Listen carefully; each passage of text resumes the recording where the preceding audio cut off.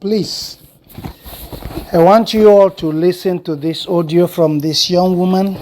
My dear, I don't pray, and I have not prayed for years now. Even when I was still a Christian, I was not a prayer freak because I realized very early that shit don't work. And I came to that realization in church as a Catholic, praying the prayer for Nigeria in distress. They've been praying that prayer for years before I was even born. Hell, that was one of the first prayers I even memorized in the Catholic Church. Till date, they still pray it, and Nigeria is still in freaking distress. At a young age, I also came to the realization that excessive church going isn't the way either. I don't know if people do this, but I like to watch people and I like to watch societies and how they work. And I've been doing this from a very young age, so I noticed early that rich folks don't go to church very often. You see all those weekday programs, all night kiniko, they are never there. So at a very young age, I started wondering if excessive church going and prayer was the key.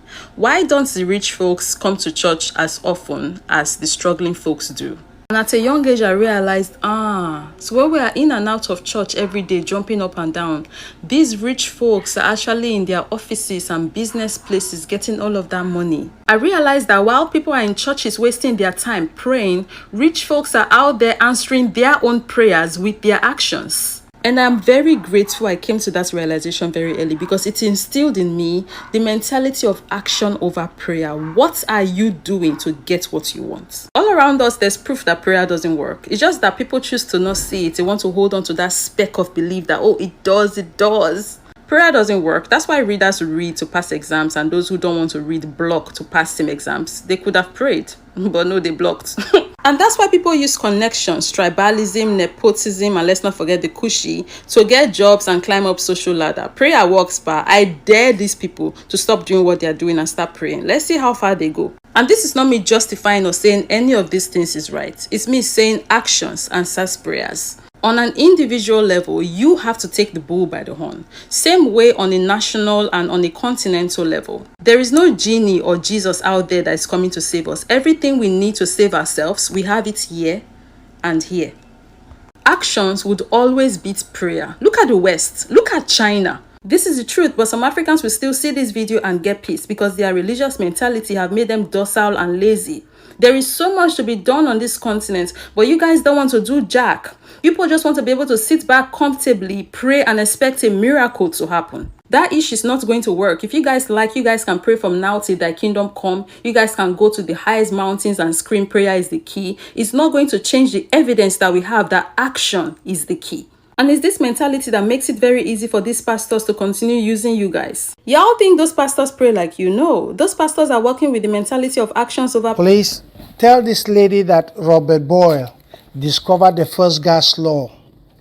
Antoine Lavoisier, founder of modern chemistry. Michael Faraday discovered electricity.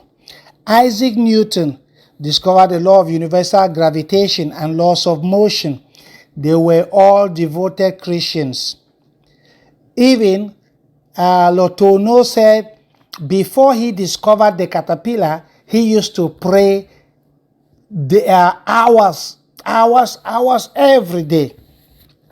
Now let us go to the Christian billionaires, since her paropia for money can be seen throughout nations. These are a few devoted Christian billionaires. I said, well, Christian billionaires. I'm not talking of millionaires, billionaires. Has she ever heard of John Templeton? Has she ever heard of Mark Zuckerberg? Or the Walton family? Has she ever heard of Howard Pugh? Or Bill Gates? Has she ever heard of J.P. Morgan? Oh, has she ever heard of Richard DeVos, David Green, and Donald Trump himself, the man?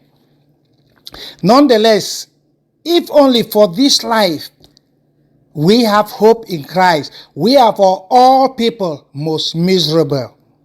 Why? Naked we came from our mother's womb, and we will return naked when we leave. All go to one place, all come from dust, and all return to dust again, even waste our wealth. The rich and the poor will all turn to dust. Even our sister talking and myself talking here, all of us shall return to dust, and our money or whatever we have will be useless. God bless.